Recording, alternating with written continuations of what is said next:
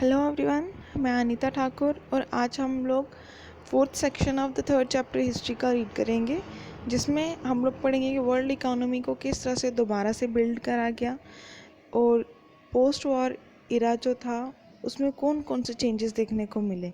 ठीक है। First world war का एंड होने के बाद जो 2 डिकेड्स थे उसके बाद देखा गया सेकेंड वर्ल्ड वॉर जो था वो देखने को मिला। और ये सेकेंड वर्ल्ड वॉर जो था वो कौन कौन सी पार्स के बीच में लड़ा गया।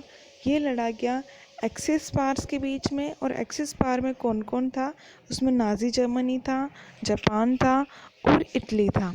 ठीक है।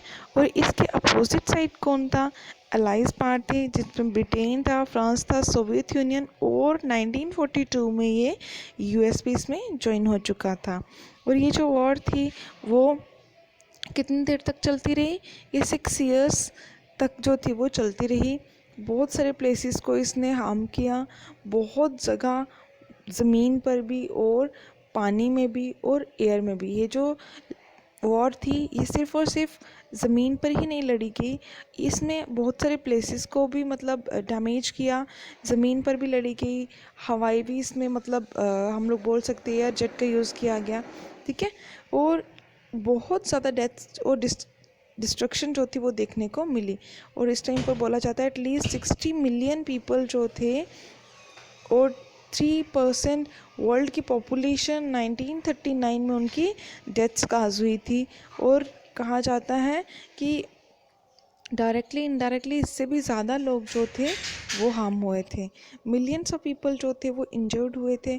इससे ये देखा गया कि वॉर टाइम से पहले इतनी डेथ्स कभी भी नहीं हुई थी बैटलफील्ड में। ठीक है। बहुत सारे सिविलियंस जो थे वो ज़्यादा मारे गए। सोल्जर्स तो चलो उनके लिए इतना था कि हाँ वो तो वॉर बैटलफील्ड में है तो वहाँ पर उनको काज हो सकता है, लेकिन सिविलियन जो थे वो ऐसे ही मर रहे थे, क्योंकि इस बार हवाई फायरिंग भी हो रही थी, वाटर लेवल की फायरिंग भी, मतलब कि हर एक लेवल की जो मतलब अटैक था वो किया जा रहा था।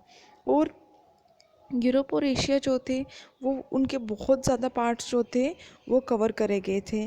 बहुत सारी सिटीज़ जो थी वो पूरी तरह से डिस्ट्रॉय हो चुकी थी एरियल बम्बार्डमेंट की वजह से, मतलब हवाई जो बॉम्ब्स वगैरह फेंके गए।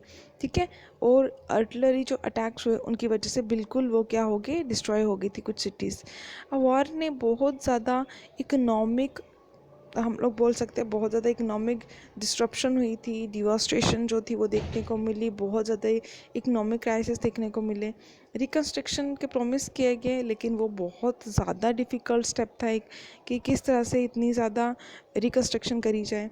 दो इम्पोर्टेंट हम लोग बोल सकते हैं, दो क्रूशल इन्फ्लुएंसेस जो थे जिन्होंने रिकन्स्ट्रक्शन करी, एक था फर्स्ट यूएस एमर्ज हुआ था, एक इकोनॉमिक डोमिनेंट बन चुका था, वो इकोनॉमिकली डोमिनेट कर रहा था, पॉलिटिकली भी और मिलिट्री भी उस पार उसकी वेस्टर्न वर्ल्ड में सबसे ज़्यादा वो पावरफुल बन चुका था।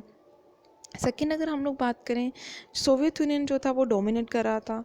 आप लोग को अच्छी तरह से पता है कि ये दोनों ही जो थे वो उस टाइम पर मतलब क्या हुए थे, 2 सुपर पावर्स उभर कर सामने आए थे, one is US and other one is Soviet union, जिनके बीच में कोल्ड वॉर बाद में लड़ा गया।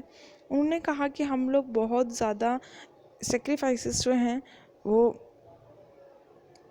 हुए हैं यहाँ पर। किसने करे हैं सेक्रीफाइसेस, जिनको डिफ़ीट करा गया है, नाजी जर्मनी को डिफ़ीट किया था, और उसने खुद को ट्रांसफॉर्म कर लिया था कि मैं बैकवर्ड मतलब बन चुका हूँ, मतलब मैं इतना ज़्यादा एबल नहीं हूँ कि मैं दूसरों के साथ लड़ सकूँ। उसने एग्रीकल्चर कंट्री को मतलब एग्रीकल्चर प्रैक्टिसेस करना शुरू कर दिया वर्ल्ड, मतलब ड्यूरिंग द जो उसके वेरी इनिशियल ईयर्स थे वॉर के बाद के। तो कैपिटलिस्ट वर्ल्ड जो था वो टोटली ट्रैप हो चुका था। कैपिटलिस्ट वर्ल्ड जो था वो ग्रेट डिप्रेशन में घुस चुका था, मतलब कि ग्रेट डिप्रेशन ने सभी नेशंस को अपनी चपेट में ले लिया था। आई होप आप लोगों को समझ में आया होगा। Thanks for listening and may God bless.